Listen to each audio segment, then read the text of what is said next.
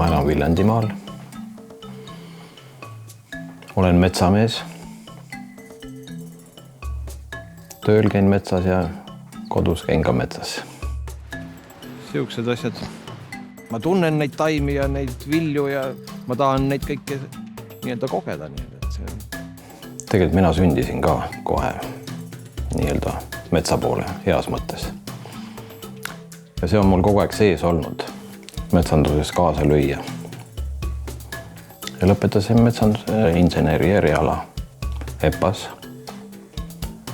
Ja siis hakkasin otsast pihta. Kolhoosi metsavahina kuni nüüd täna metsahindajani välja. Siin metsas on hästi näha, et kui see mets alguse sai, siis oli hoopis teistsugune kord. Puud on ilusti rivis jooksevad. Nüüd on küll vahepealt siit ära võetud. See ongi mõistlik, et anda teistele puudele ruumi ja hingata. Ma olen saanud erialast tööd ja ma olen selle üle väga tänulik olnud. Metsahindaja on metsaspetsialist, kes läheb metsa ja teeb selgeks, mis seal metsas kasvab. 2018. aasta inventeerimisandmete järgi oli siin 180 tihumeetrit hektari kohta. Praegu selle kerge vaatluse järgi on 240, et uskomatult kiiresti mets kasvab. See on pandud 90. aastal siin kasvama, nii et 30 aastat on kasvanud ja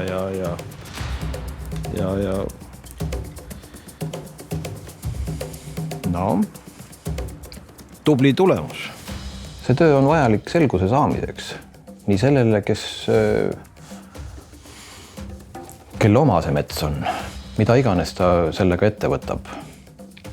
Kas ta tahab seda müüa või hoida või ma ei tea, pärandada, kinkida. Näed siin. Majandamise alla käib kaitsmine ka. Siin on näha, et puud on natukene määritud. See on repellent, millega tuleb hoida põdrade eemale. Põder on käinud maiustamas. Tõmmanud puukoort ära ja näha, et seened ja putukad on ka kohe jaol. Aga kui ta see nii suures osas juba koore lahti tõmmab, siis puu ei suuda ennast enam ravida. Näha on, et ta tahab ennast ravida. See vaigujooks ongi tema kaitse, aga siit paraku on juba lähevad seened sisse ja see puu on määratud hukkumisele. Või siis otsustame ta koju viia.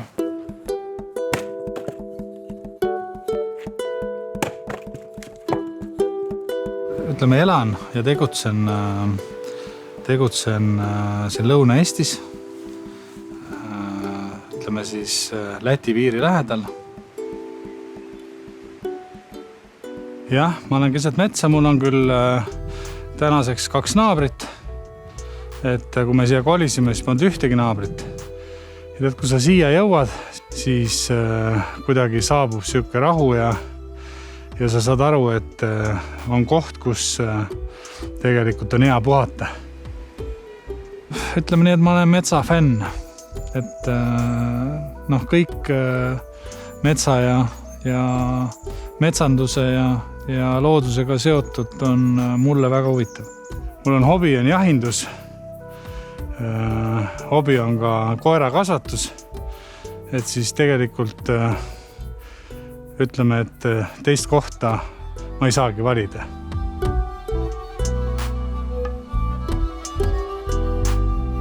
Mul on selles mõttes läinud hästi, et ma olen vähemalt 3. põlve metsamees.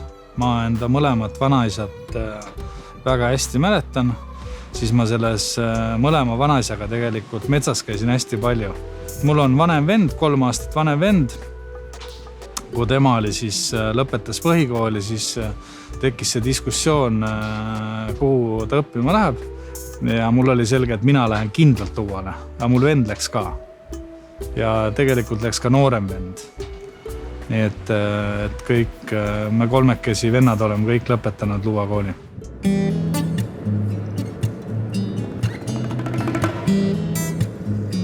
Oma ettevõtte loomiseni jõudsin niimoodi, et ülikooli ajal ma olin metsaomanik juba. Ma olin metsaomanik ja tundus oluliselt mõistlikum neid oma metsi majandada läbi ettevõtte.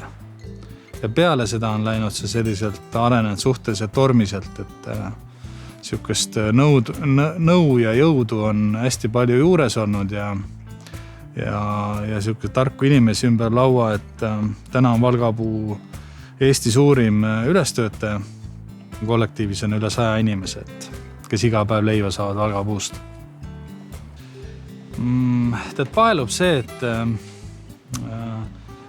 et sa näed seda tulemust, sa näed seda pikaajaliselt.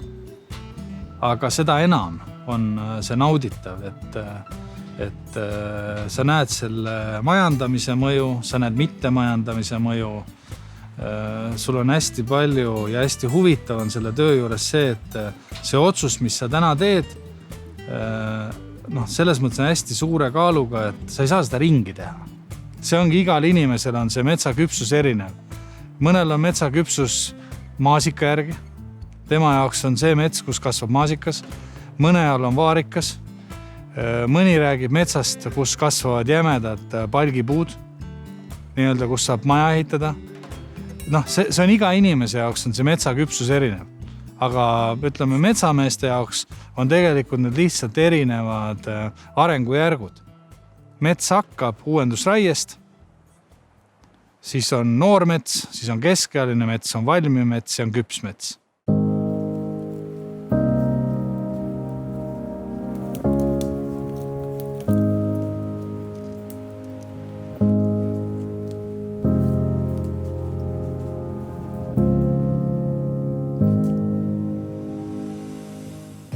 Siit on 2 aastat tagasi nüüd vanamets maha võetud ja õigesse kohta ära viidud ja kuused asemele istutatud, aga nagu näha, et siin on ka siuke hästi viljakas ja kõiksugune muu asi kasvab suvel igal aastal jälle niimoodi siuke 1,5–2 meetrit, et siin hoolt on hästi palju, sellepärast on need dokid ka pandud, et muidu ei leia neid siit rohusest kätte.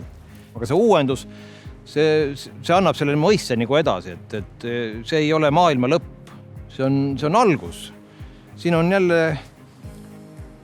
noor mets tulemas ja varsti oleme siin nii-öelda tuulevarjus ja need puud toovad meile rõõmu nii-öelda selles.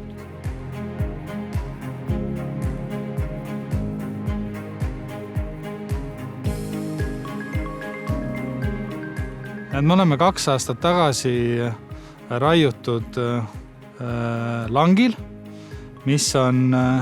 mille siis uuendasid meil poisid, et meil peres kasvab 3 poissi.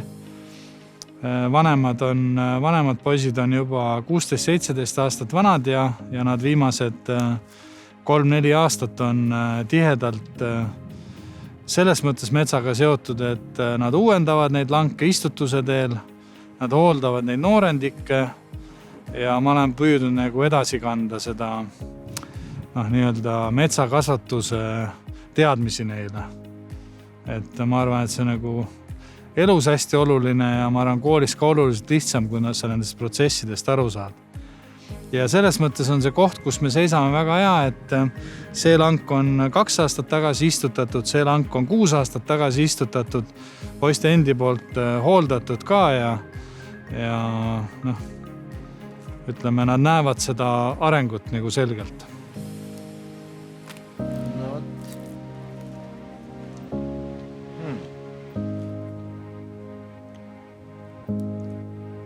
Väga tavapäratu, et veebruarikuus karu lauku süüa. Uskumatu.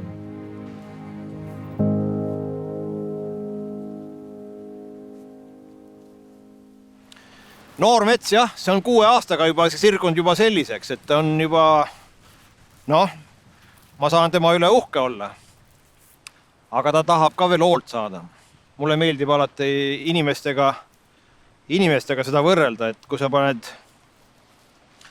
saadad lapse kooli, siis sa ei lähe ju lõpuaktusele lilledega, et 12. klassis, et väga tubli. Tegelikult tuleb neile vahepeal tuge ja mis tahes kanda nende eest hoolt, et kui et paljud faktorid, ütleme, et siin kiirekasvulised puud, näiteks pajud ja kased, haavad, saared, need panevad nendest mööda ja hakkad teda piitsutama siin. Ja kui me oleme nii-öelda kulutusi teinud ja pannud kuuse kasvama, tahame siit toredat kuusikut saada, siis me peame midagi ette võtma, et siin ongi see sama, et siin tuleks raiuda ära. On võimalik isegi käsitsi näiteks teha niimoodi, nagu vaatad, nagu põder oleks käinud sööma, et on võimalik niimoodi ka esmase töö ära teha, aga üldiselt on mehaniseerimine on selles suhtes on läinud sinna maale, et on head riistad ja saab päris kiiresti selle asja teha. Kunagi kasvab suur kuusk, mul on see juba silme ees siin ja sa oled istutanud head päritolu korralikud kuused siia, pannud palju armastust siia sisse ja nagu näed, et 6 aastaga tulebki.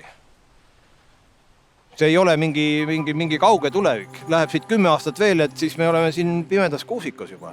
On päris põnev mets.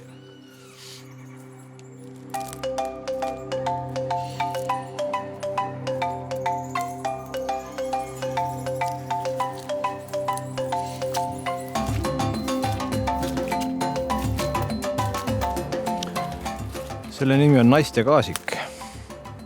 Jah, see on oma lugu ka, et kunagi andsin vanemale tütrele kiini pihku ja hakkas sellistest pihta ja näitasin, kuidas hakata arvendama.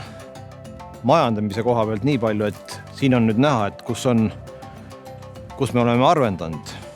Võrdluse võime tuua nii-öelda porgandipeenraga, et kui me võtame vahepealt mõned välja, siis salve lähevad meil ikka niisugused ilusad, toredad viljad ja mida tahame võib-olla turule viia.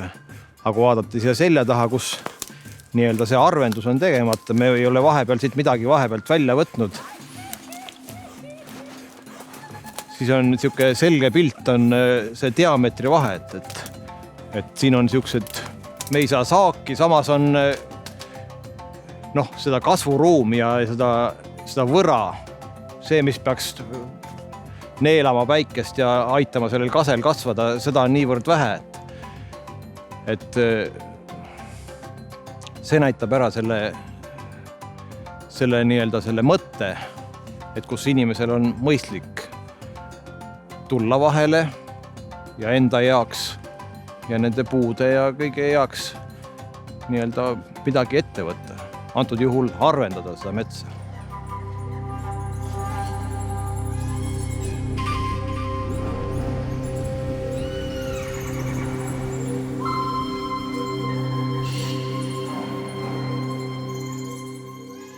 Teostame siin hooldusraiet kaasikus ja selle raie mõte on see, et me anname neile puudele, kes peaksid jõudma nii-öelda küpsesse ikka, lõppraiesse, anname neile kasvuruumi. See on selle raie mõte. Et kui mets uueneb nii-öelda lageraie järgselt, siis võib vabalt olla olukord, kus korraga hakkab kasvama 100 000 väikest puud. Nüüd, kui see mets on niisuguses noores keskeas, nagu praegu, me teeme siin esimest arvendust, siis enne raiet siin kasvas kusagil 3-3,5 puud. Ja nüüd peale raiet jääb siia kasvama 1,5–2,000 puud. Ja lõppraiesse, kui see mets on kunagi küps, siis lõppraiesse jõuab ülarindes 500 puud. Ehk siin tegelikult on 1–2 raiet veel ees, enne kui see mets saab küpseks.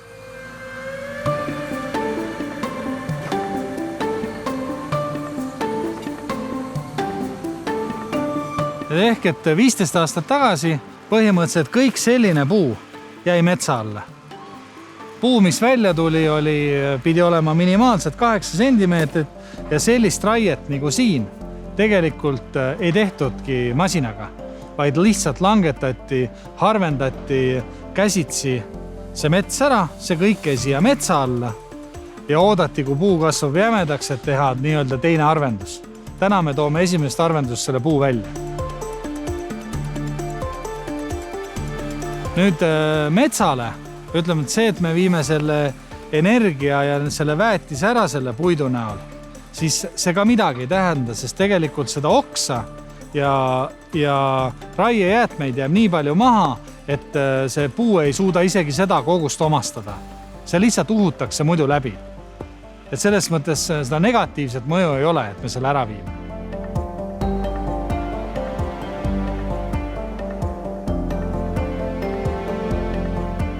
No see mets on oma küpsuse nüüd saavutanud ja oleks mõistlik minna järgmisele nii-öelda sellele metsa eluringile, et nagu me varem oleme näinud, et see eluring hakkab nendest väikestest puudest ja lõpeb nende suurtega. Ja igasugune ratsionaalne ja siuke mõistlik mõtlemine ütleb, et aeg oleks saaki lõigata.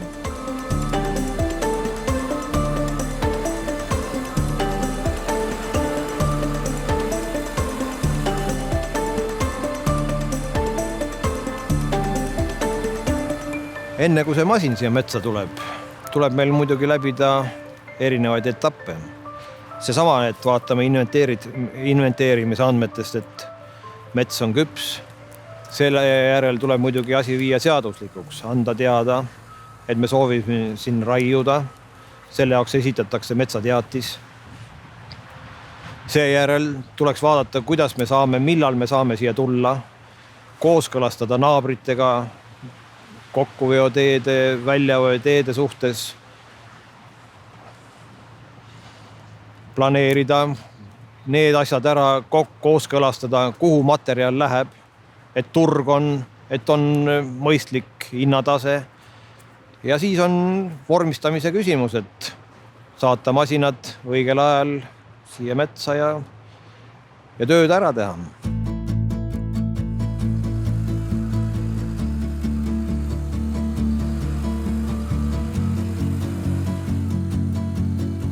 Me viibime siis uuendusraielangil, rahvakeeles lageraielangil, et see mets on küpseks saanud, see mets tegelikult see küpseks juba mõned aastad tagasi, aga nüüd siis sündis omanikul otsus peas see mets uuendada tulevastele põlvedele.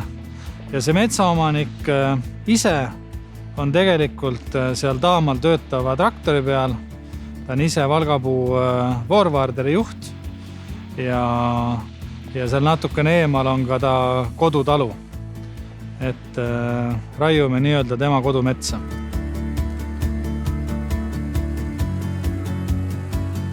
Tegu on segametsaga ja see mets on tegelikult siis peale nii-öelda sõda kasvama hakanud ja on hakanud kasvama looduslikult. Et tegelikult see on endine talukarjamaa. Ja looduslikult on ta siis uuenenud kasega, kuusega, nagu me näeme, mõned haavad, mõned männid, aga põhilised puuliigid on kask ja kuusk. Ja kase puhul on siis nagu 2 sortimenti. Üks on vineeripakk, see läheb siis vineeritööstusse ja teine sortiment on siis paberipuu. Okaspuu puhul on niimoodi, et okaspuu jaguneb natukene rohkem. Okaspuu jaguneb on jämepalk, see, mis lõigatakse siis puutüve osast, siis on peenpalk, mida lõigatakse kuni 9 sentimeetrise diameetrini, mille tarbimine on ka Eestis olemas ja siis on energiapuu ja on küttepuu. Et kõik, mis on nii-öelda selle metsakasvu käigus või selles viimases tsüklis ära kuivanud, see on küttepuu ja siis nii-öelda see peenike ladva tipp ja ladva osa, see on siis energiapuu. Mis vahe on siis paberipuul ja mis vahe on energiapuul? Et paberipuu kvaliteedinõuded on oluliselt karmimad. Nii kõveruse, okslikkuse, siis sellise tulioksa puhul, nagu sellel notil on selline nii-öelda püstised oksad, seda nimetatakse tulioksaks, et see paberitööstusse ei sobi, aga küll ta sobib väga hästi energiatööstusse. Siin on hea näide sellest, et energiatööstusse iseenesest siukse mädaniku ja see kõik läheb nagu läbi. See ei ole küttepuu. Pehme mädanik, näed.